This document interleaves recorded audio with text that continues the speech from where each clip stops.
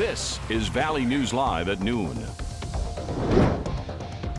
We start with local breaking news. Right now, police are searching a Cass County cornfield for a man and a woman suspected of trespassing and causing a crash near Argusville. That's where we find the Valley News team's JC Dodd. She joins us live from near that cornfield with the very latest. JC, what do you know about this situation?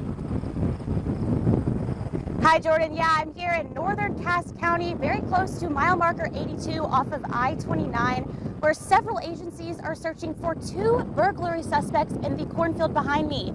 Now, Cass County Sheriff's Office has brought in the West Fargo K-9 unit as well as North Dakota State Patrol airplane to search this cornfield. I'm going to step aside so you can see just exactly what we're looking at. I'm told the parameter is about half a mile by a half a mile, so a lot of area to cover.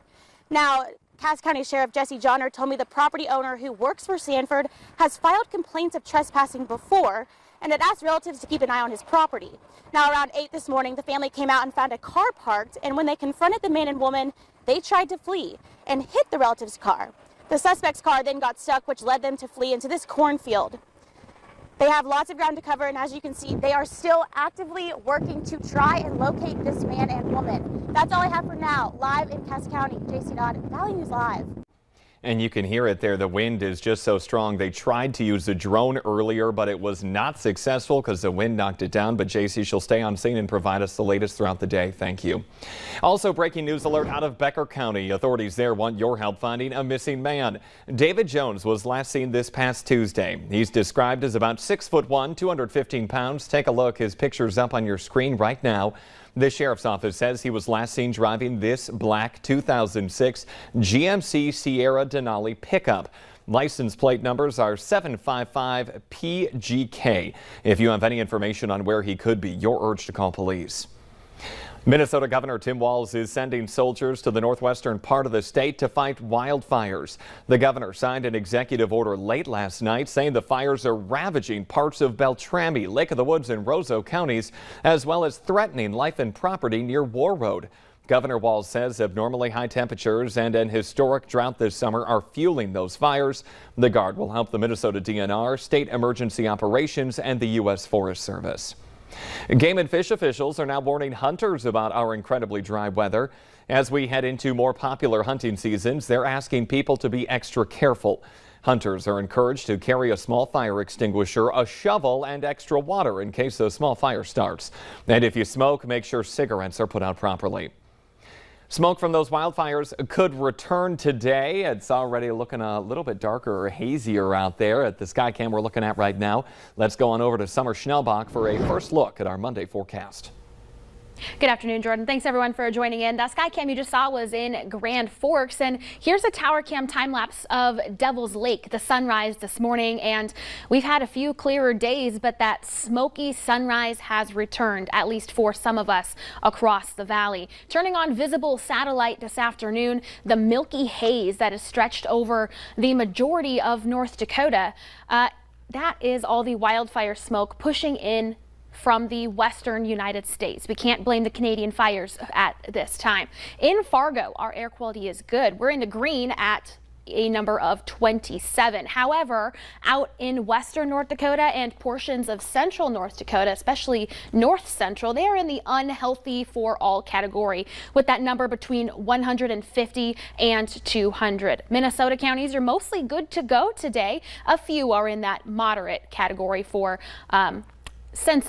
unusually sensitive people should limit time outdoors. But for today in Fargo, I expect lots of sunshine. The heat is going to ramp up and the wind is going to ramp up. And I'll have that hour-by-hour forecast of the wildfire smoke when we come back. A lot to go over, Summer. Thank you.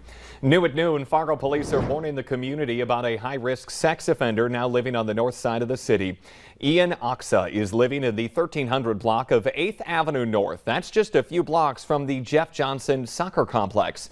Oxa was convicted of gross sexual imposition in 2006. His victim was a girl under the age of 15. The Grand Forks Police Department says the investigation is active and ongoing regarding the case of a toddler that fell from a third-story apartment window. That child is in critical condition. It happened around 8:30 Saturday night in the 200 block of 1st Avenue North. We talked to authorities this morning who say they will keep us updated on any charges, if they will be filed, and how that child is doing. And we continue to follow breaking news in the Middle East. The U.S. Embassy in Afghanistan is now closed, but officials are still trying to determine how many Americans are in the country. This comes as President Joe Biden is receiving bipartisan criticism from lawmakers over his handling of the U.S. withdrawal. Natalie Brandt has more details from the White House.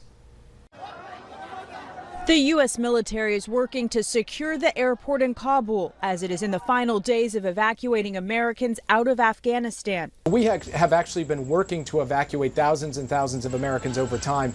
Now it's about determining who is left and who didn't heed those warnings along the way. Administration officials acknowledge they were surprised by the speed with which Afghanistan fell. It was not an inevitability, it was a possibility.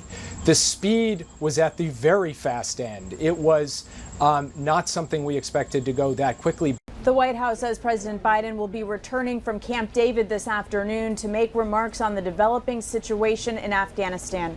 Administration officials briefed House congressional members Sunday, saying it is a volatile situation that is changing rapidly. Democratic Congressman Jason Crow, who served 2 tours of duty in Afghanistan, remains concerned. Since the day the president made the announcement of the withdrawal, there have been a group of us in Congress that formed the Honoring Our Promises working group. We've been banging the drums, yelling, talking to anybody who will listen to us, saying, start the evacuation now. Republicans have criticized President Biden's handling of Afghanistan, but the plan to draw down forces began under the previous administration. We had the agreement that was signed in the Trump administration that began this process of helping to strengthen the Taliban, but ultimately this decision to completely and totally withdraw is Joe Biden's, and it is one that is disgraceful. Administration officials say President Biden remains opposed to keeping U.S. forces in Afghanistan for a 3rd decade of war.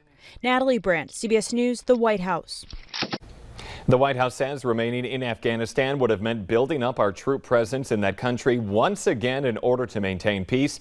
Critics say a small force could be left behind permanently, as the U.S. has done in Germany and South Korea, in order to keep Afghanistan out of terrorist hands. Coming up, Tesla is in hot water again after federal regulators say their autopilot feature can cause accidents with emergency vehicles. But next, Summer Schnellbach is back in with what you can expect as we head on into our Monday afternoon.